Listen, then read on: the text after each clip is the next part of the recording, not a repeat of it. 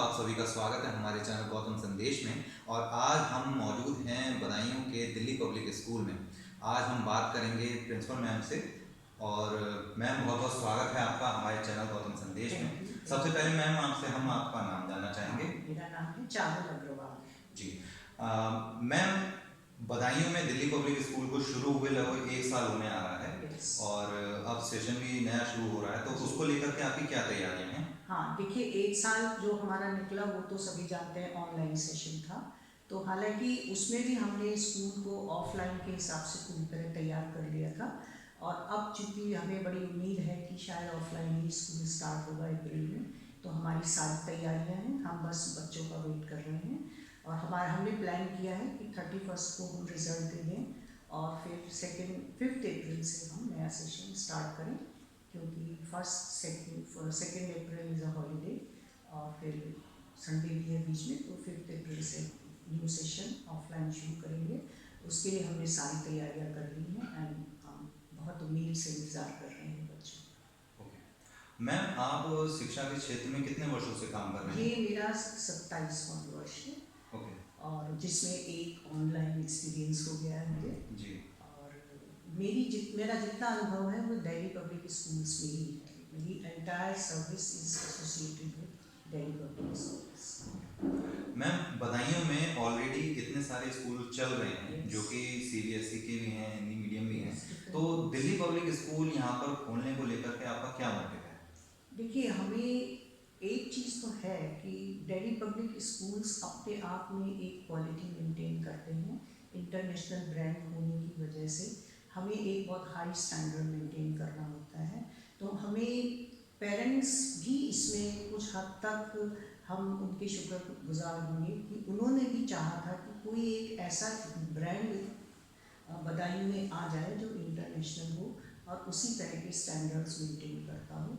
तो हमारा मोटिव यहाँ पर डीपीएस लाने का केवल यही है कि बच्चे उस लेवल ऑफ एजुकेशन से क्यों वंचित रहें जो बड़े बड़े शहरों में अवेलेबल है बच्चों को। और हम पूरा वादा करते हैं पेरेंट्स से जिनके बच्चे हमारे साथ जुड़े हैं कि उन्हें हम निराश नहीं करेंगे। बच्चों के लिए कुछ खास गाइडलाइन दी गई हो आपके द्वारा टीचर्स के लिए कि उनको किस तरह से ट्रीट करना है, किस तरह से हमारे लिए पढ़ाना है? बिल्कुल, देखिए बच्चों के लिए हम बहुत ज़्यादा सहानुभूति रखते हैं। हम किसी बच्चे को कम नहीं आंकते। जैसे कि कहा जाता है कि हर बच्चा अपने आप में स्पेशल है, उसमें कुछ ना कुछ होता ही है। तो हमारे शिक्षकों को यही गाइडलाइन है कि हर बच्चे को उसी नज़र से देखें कि इसके अंदर भी कुछ टैलेंट है। और क्लास में बैठा आखिरी बेंच पर बैठा हुआ बच्चा भी उतना ही प्रसन्न होना चाहिए आपसे जितने फ्रंट लाइन में बैठे बच्चे हैं।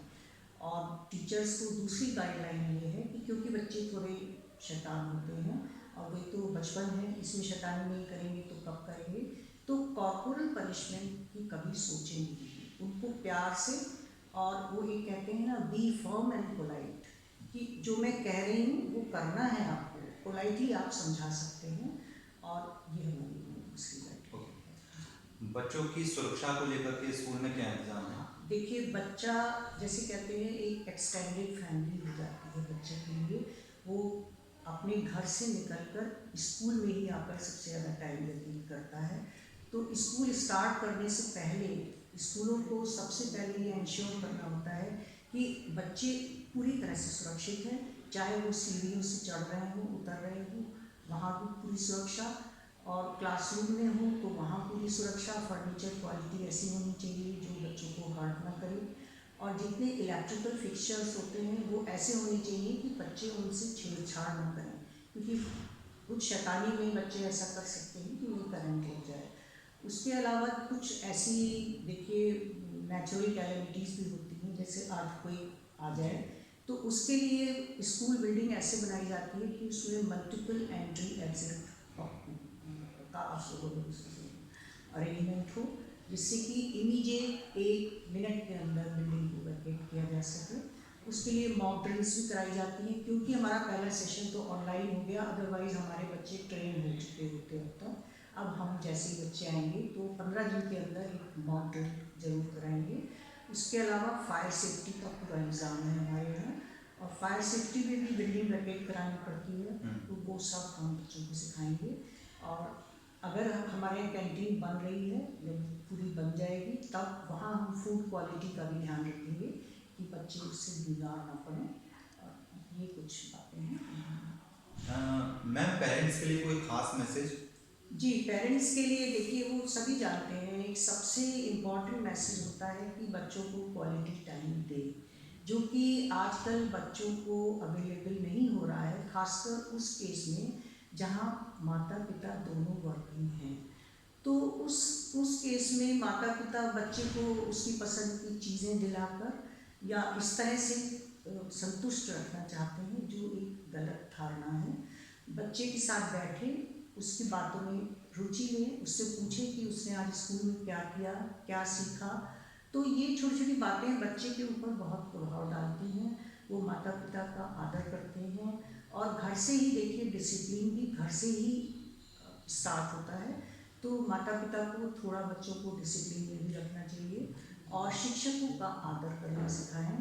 कभी भी शिक्षकों को बच्चों के सामने क्रिटिसाइज ना करें।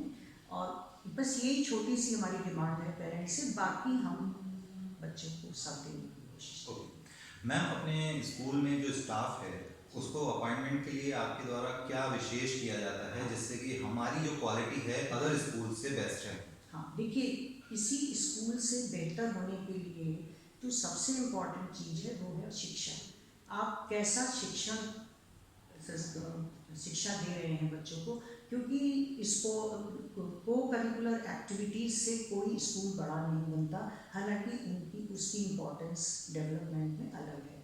तो हमारे यहाँ सबसे ज़्यादा जो प्रोसेस ऑफ सेलेक्टिंग टीचर्स है वो काफ़ी रिगरस है, कई राउंड्स में चलती है। सबसे पहले तो एडवर्टीजमेंट के बाद टीचर्स बुलाए जाते हैं एक पर्टिकुलर डे पर, एक फेस टू फेस इंटरव्यू होता है, वो काइंड ऑफ शॉर्ट लिस्टिंग होती है, उससे एलिमिनेशन राउंड होता है कि किनको हम पहले राउंड में सेलेक्ट करते हैं। उसके बाद हम उनको एक डेट देते हैं कि आपको एक डेमो के लिए आना पड़ेगा, डेमोन्स्ट्रेशन क्लास होती है आपकी, और उसमें वो अपना सब्जेक्ट जिसको कि हम देते हैं, उनको टॉपिक हम बताते हैं और फिर वो उस टॉपिक को वहाँ पर पढ़ा कर हम दिखाते हैं। और डेमो में हम टीचर की कई चीज़ें देख लेते हैं कि टीचिंग स्किल कितनी है। फिर एक एलिमिनेशन राउंड ये हो गया, कुछ टीचर्स इसको पास कर लेते हैं। उसके बाद फाइनल जो सिलेक्शन है वो दिल्ली पब्लिक स्कूल सोसाइटी करती है। तो वो एक सिलेक्शन कमेटी बनाते हैं जिसमें उनके अपने मेंबर्स होते हैं, हमारे चेयरमैन सर होते हैं, स्कूल की प्रिंसिपल होती हैं, और फिर उन कैंडिडेट्स का फर्दर इंटरव्यू होता है और उसमें जो पास कर लेते हैं वो फाइनली हमारे टीचर्स होते हैं। तो टीचर्स की क्वालिटी हमारी टॉप प्रायोरिटी है, क्योंकि सब कुछ उसके अनुसार ही हो शिक्षा। मैम, अपने स्कूल में जो लड़कियां पढ़ रही हैं उनके लिए कोई खास विंग वगैरह का आपने कुछ बनाया हो? हाँ, तो वो बताइए। देखिए, लड़कियों की सुरक्षा, वो वैसे तो सभी बच्चों की सुरक्षा होती है, लेकिन गर्ल्स की सुरक्षा में एक और आयाम दिया जाता है और उसके लिए हमने विमेन सेल बनाया है हमने, जिसमें हमारी कुछ लेडी टीचर्स हैं, अनुभवी लेडी टीचर्स, और मैं स्वयं भी उसमें हूँ। तो गर्ल्स को जो जैसे कुछ ऐसी समस्याएं होती हैं जो उनकी पर्सनल होती हैं, उनकी वो अपने माता पिता से डिस्कस नहीं कर सकती, तो उन्हें ये कहा जाता है उन्हें, अब तो क्योंकि बच्चे हमारे पास थोड़े दिन से आ रहे हैं, तो हमने उन 6, 7, 8 की गर्ल्स का एक सेशन भी लिया कि आपको कभी भी इस तरह की कोई समस्या, जैसे हमने पॉक्सो एक्ट के बारे में सुना है, तो बच्चों को उससे अवेयर कराना बहुत ज़रूरी है। तो उनसे हमने कहा कहीं भी स्कूल में ही नहीं, अगर बस में या रोड पे कहीं आपको कुछ ऐसा अनकंफर्टेबल लगा तो आप कम से कम हमें जरूर बताएं, फिर हम आपके माता पिता से भी कांटेक्ट करेंगे और आपकी इन समस्याओं को हल करने का प्रयास करेंगे। मैम, आज के टाइम में बच्चों के लिए सबसे ज़्यादा माता पिता ये चाहते हैं कि हमारा बच्चा संस्कारवान हो। जैसा कि पहले जो एक आश्रम पद्धति का दौर था, उसके बाद सीबीएसई आया, तो अपने स्कूल में बच्चों के लिए क्या इस तरह की कोई एक्टिविटी कराई है? बिल्कुल होती है। देखिए, हम वैसे तो ऑफलाइन में तो बच्चे हमारे पास होते हैं तो करते ही हैं, हमने ऑनलाइन में भी कसर नहीं रखी। हमने बच्चों में संस्कार डालने के लिए, देखिए, हर हमारा जो फेस्टिवल होता था उसमें हम बच्चों से वीडियो बनवाते थे कि आप ऐसे कैसे आपने सेलिब्रेट किया, कैसे आपने अपने जो हमारे त्यौहार सेलिब्रेट किए जाते हैं उनकी वीडियो बना के भेजें। अब जैसे मदर्स डे, फादर्स डे, तो उसके लिए हमने उनको कहा कि आप अपने मदर्स डे या फादर्स डे पे एक अच्छा सा ग्रीटिंग कार्ड बनाएं, अपनी भावनाएं लिखें, उसमें सम्मान कैसे करते हैं आप, और उससे उनके अंदर माता पिता के प्रति कुछ भावनाएं डेफिनेटली जागी होंगी। और इस तरह के कार्यक्रम तो हमने उसमें किए ऑनलाइन में, लेकिन ऑफलाइन में जो हमारी प्लानिंग है उसमें एक ग्रैंड पेरेंट्स डे होता है जिसमें बच्चों के ग्रैंड पेरेंट्स आते हैं और बच्चे उनको प्रसन्न करने के लिए खुद ही कुछ कल्चरल प्रोग्राम देते हैं और सारे त्यौहार हम सेलिब्रेट करवाते हैं। और इसमें हम पूरी तरह से जिसको कहते हैं न्यूट्रल हैं। जैसे आपको मालूम है स्कूल्स किसी भी आइडियोलॉजी को प्रमोट नहीं करते हैं। स्कूल ऐसे संस्थान होते हैं जो, हमारा कंट्री तो डेमोक्रेटिक है, तो वो बिल्कुल एक डेमोक्रेटिक एटमॉस्फेयर देते हैं। तो जितने भी त्यौहार हैं हमारे, वो सब हम उन्हें रीति रिवाज से कैसे मनाए जाते हैं वो सब स्कूल में करके दिखाएंगे, तो उनके अंदर डेफिनेटली कुछ संस्कार उत्पन्न होंगे सबसे। कोरोना को लेकर के मैम अपने स्कूल में क्या तैयारियां हैं? देखिए, कोरोना को लेकर पूरी तैयारियां हैं। हालांकि अभी अभी हम देखें कुछ पिछले 2 महीनों में कुछ कोरोना की इंटेंसिटी कम हुई थी, लेकिन हमने कोई लापरवाही नहीं की। और हमारे बच्चे क्योंकि पिछले 2 महीने से उनकी ही डिमांड थी, डाउट क्लियरिंग सेशन के लिए हमने स्कूल बुलाना शुरू किया था 6, 7 और 8 के बच्चे। तो पूरी गाइडलाइंस फॉलो की हमने, जैसे right from the point where they board the bus, यानी उस पॉइंट से ही जब वो बस में चढ़ते थे तो पहले तो बसें सैनिटाइज करके भेजी जाती थी, और फिर जब बच्चे चढ़ते थे तो उनके हैंड सैनिटाइज कराए जाते थे, और जब वो वापस, और ये चेक होता था कि सब मास्क लगा के ही चढ़ रहे हैं, नहीं तो हम रोक देते थे, या रोक भी देते थे। वैसे हमने कुछ एक्स्ट्रा मास्क अपने बस में भी रखवाए थे कि जो बच्चे बिना मास्क के हैं या भूल गए हैं तो उनको मास्क दिया जाए। उसके बाद जब बच्चे स्कूल पहुंचते थे तो वो बिल्कुल जैसे ही उतरते थे फिर हैंड सैनिटाइज, और उनको लाइन से हम खड़ा करते थे, फिर उनकी थर्मल स्क्रीनिंग, ये प्रोसेस हमने डेली करी है। और क्लासरूम में भी स्ट्रिक्ट गाइडलाइंस, एक बेंच पे एक बच्चा बैठेगा, मास्क लगा कर ही बैठेगा, और जैसे ही वो बैठा वो एक सैनिटाइज़र की एक बॉटल अपने टेबल पे रखेगा, और जितनी टाइम्स वो कर सकता है सैनिटाइज हैंड्स वो करेगा। कुछ भी शेयर नहीं करना है अपने फ्रेंड से, चाहे पेंसिल हो चाहे कॉपी हो, वो शेयरिंग बिल्कुल अलाउड नहीं थी। और इसके लिए हमने बच्चों से कहा था कि आपको सुन के कुछ खराब लग रहा होगा कि शेयरिंग तो एक अच्छी हैबिट है, लेकिन बच्चों इस वक्त आप इसका जो महत्व है वो समझिए, ये एक प्रोटेक्शन का साधन है कि हम डिस्टेंस मेंटेन करें, कुछ शेयर ना करें।